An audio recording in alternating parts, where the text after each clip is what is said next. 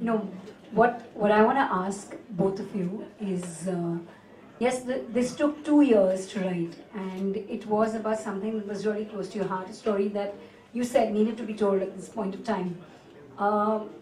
As two individuals, was there ever a point when you were writing that you thought that the story had to go a different way, or were you always, on agreement with everything?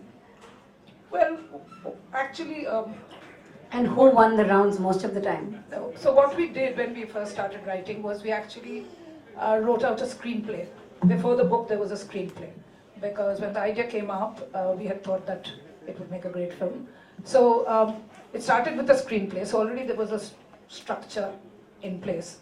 And as we went along, one of the things I think on which we stumbled was we had researched, but we had thought most of the stuff had happened in Burma. And so we had set a large part of the story, the entire middle, in Burma. And we researched Burma, and we the nightclubs, everything. And then we discovered that no, they were actually in Singapore. So everything has, so that took us back a little bit. Arguments, no. I mean, I think if you're not perhaps even seeing the same thing, it's, I think, true of any collaboration that you discuss it, and the person who's making more sense in the context of what you're trying to do at that point of time, and for the story. I think the whole point about collaboration is you give up your egos for the final baby, So what was good for the story, what would work for the story, what needed to be told, how it needed to be structured, what characters to drop, what characters to introduce, the rhythm of the story, where to hold back. So yeah, so we discussed a lot, and if there were areas of disagreement, we talked it out and then sorted it out. I want to ask a question, which is that the mechanics of writing, I can understand both of you developing a plot together, but who actually writes?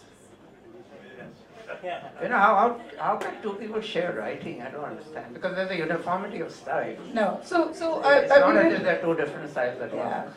No, so we had to, there were many drafts made.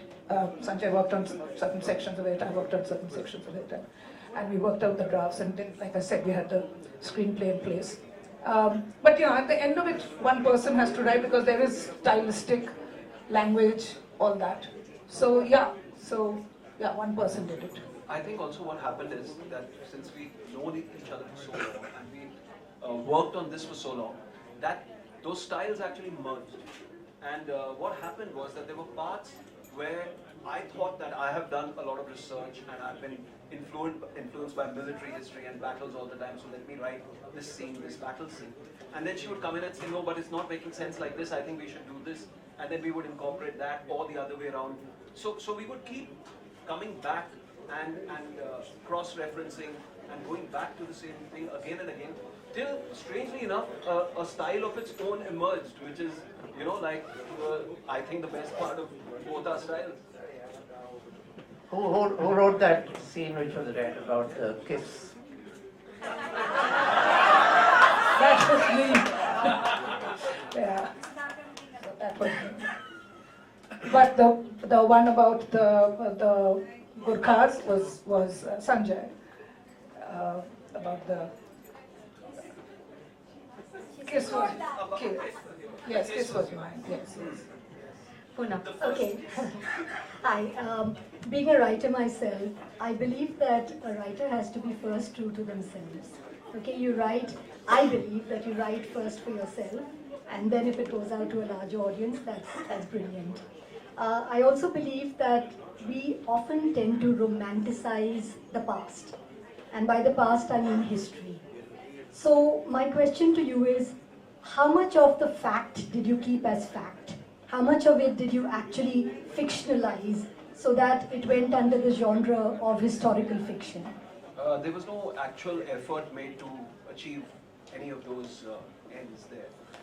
But fiction writers are not really duty bound to report, in the sense that you could actually stick to facts all the time, but then your narrative would read like a lecture on history, and then what would happen is that you would completely leach all vigor out of your story.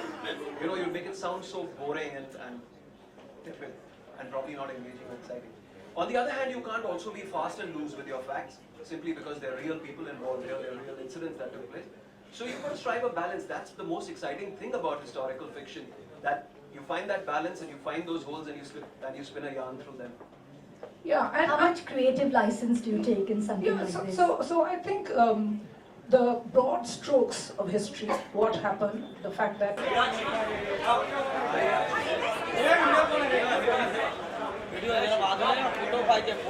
हाँ ले ना ये भाई इधर कोने रे ऊपर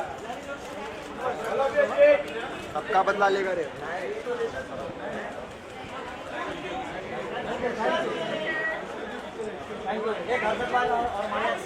Arshad sir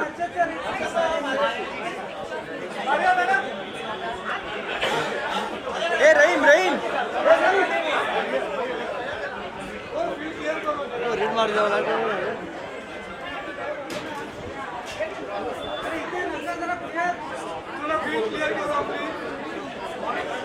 ये क्रेशर ये पार्टी रे वाल्या अरे तुम्ही ले रे बाबा हाँ तुम्ही ले रे बाबा पार्टी ले क्या करूँ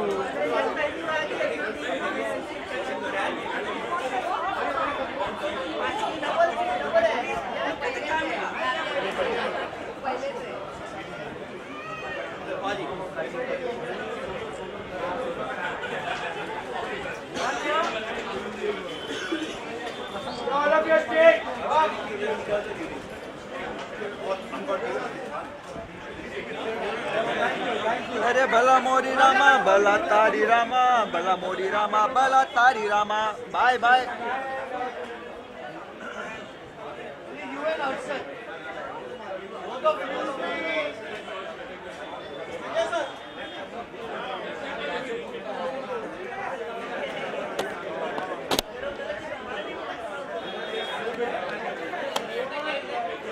डंग डंग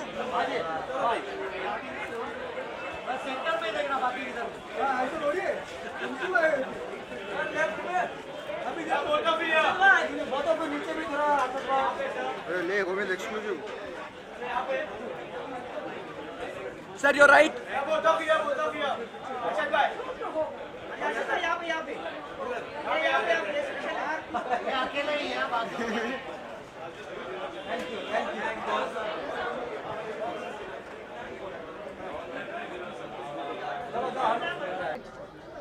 occasions for people to think about these things and talk about them. I think that's what's the most important thing. And also, the book is soon going to be a motion picture. That's what you mentioned. So when is that you planning? So it's something that is in the pipeline. We can't really talk about it, but yes, we definitely want to make a film out of it. And coming soon to a And theatre. coming soon, yes. But it's a historical film, so it's quite. Yes. The scale is very big, and so therefore it requires a lot of support. Also, we want to make sure, as we have with the book, that we don't want to do any kind of disservice to anybody. We want to make sure that we get the facts right, and then we say our story or we make our story around that. Do you have any celebrities, any actor, actress in your mind for the film? Like, Well, do you have somebody? wish list. I would like to have Dev Patel as Nishanko, because I think he has the intensity and I think the idealism that Nishanko stands for. Aditi is. Can you see Aditi? Well, not as yet. I think it's a little early. I think Dave very easily fits that part. The others would require a little bit of us to... Nishanko. Nishanko, yes. Yeah, so yeah, it's I think there's so much talent out there and so much so much, because these are all, actually when you look back at it, the story is about very young people, you know. It's about an 18-year-old girl, it's about a 21-year-old boy who's been thrown into battle, into this reality of having to fight a war, and there is a slightly older 24-year-old. So, you know, they're very young people. I mean, it's not an old people's tale, and it's about young people taking their beliefs and going out there. So yeah, there's a big wish list. I would love to, yeah. And there's also the thing that very often, because the story is big and the events that happened were so big, that very often we forget how young those people must have been who took part in those events. So naturally it's got to be about the sensibilities and the spirit of youth. So that's very important to retain it. Yeah. And not like an old man's tale or somebody who's so that is very important, and that has to be captured right.